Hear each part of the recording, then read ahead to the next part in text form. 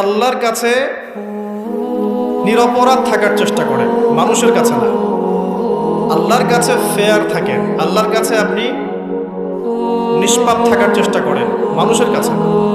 আল্লাহর কাছে ভালো হন, দেখবেন আল্লাহ রাব্বুল আলামিন মানুষের মনের মধ্যে আপনার জন্য ভালোবাসা সৃষ্টি করে দেবে।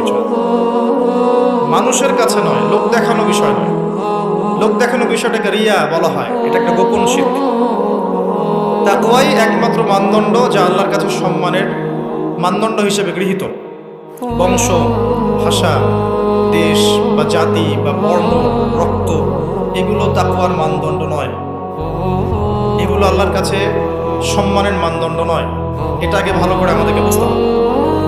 সেই ব্যক্তি মুত্তাকি নিঃসন্দেহে, যে আল্লাহকে ভয় করে, আল্লাহর আদেশগুলোকে মেনে চলে, আল্লাহর নিষেধগুলোকে বর্জন করে, নবী সাল্লাল্লাহু আলাইহি ওয়াসাল্লামের তরিকা মতো চলে, কোরআন এবং সুন্নাহর আলোকে জীবন গড়ে, ইনশাআল্লাহ আমরা বলতে পারি এই ব্যক্তি মুত্তাকি।